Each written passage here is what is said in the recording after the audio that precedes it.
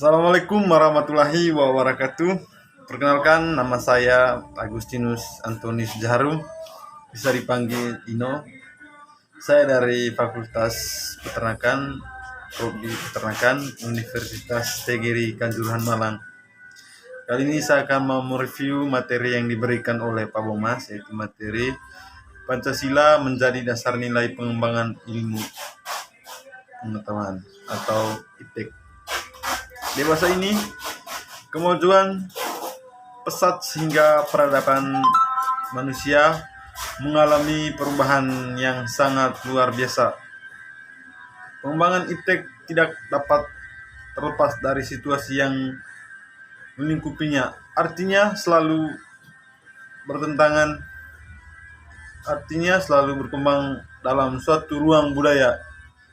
IPTEK yang dikembangkan di Indonesia haruslah tidak bertentangan dengan nilai-nilai yang terkandung dalam Pancasila.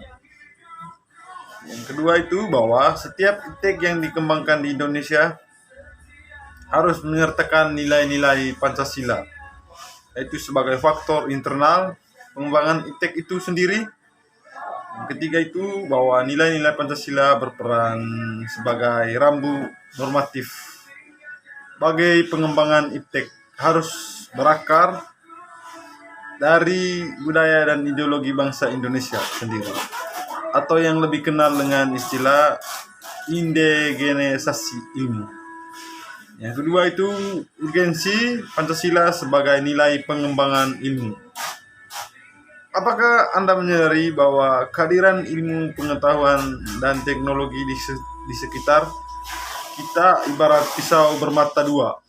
Di satu sisi, IPTEK memberikan kemudahan untuk memecahkan berbagai persoalan hidup dan kehidupan yang dihadapi, tapi di pihak lain dapat membunuh, bahkan memusnahkan peradaban umat manusia. Contoh yang pernah terjadi adalah ketika bom atom yang dijatuhkan di Hiroshima dan Nagasaki dalam Perang Dunia Kedua. Dampaknya tidak hanya dirasakan warga Jepang pada waktu itu. Yang selanjutnya itu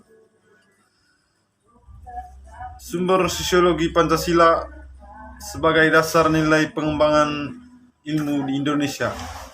Pengembangan IPTEK di Indonesia dikemukakan pada sikap masyarakat yang sangat memperhatikan, yaitu dimensi ketuhanan dan kemanusiaan, sehingga manakala IPTEK tidak sejalan dengan nilai ketuhanan dan kemanusiaan. Yang keempat itu membangun argumen tentang dinamika dan tantangan Pancasila sebagai dasar nilai pengembangan ilmu. Argumen Pancasila sebagai dasar pengembangan ilmu. Dan ada beberapa bentuk tantangan terhadap Pancasila sebagai dasar pengembangan IPTEK. Yang pertama itu kapitalisme sebagai manusia perekonomian dunia, termasuk Indonesia. Akibatnya ruang bagai penerapan nilai-nilai Pancasila sebagai dasar pengembangan ilmu menjadi terbatas. Yaitu globalisasi yang menyebabkan lamanya daya saing bangsa Indonesia dalam pengembangan IPTEK, sehingga Indonesia lebih berkedudukan sebagai konsumen daripada produsen. C itu konsumen menyebabkan negara Indonesia menjadi pasar bagi produk teknologi negara lainnya yang lebih maju IPTEK-nya. Yang selanjutnya itu, ini yang terakhir, esensi Pancasila sebagai pengembangan ilmu, hakikat Pancasila sebagai pengembangan ilmu. Yang pertama itu sila pertama, yaitu ketuhanan yang Maha Esa, untuk memberikan kesadaran bahwa manusia hidup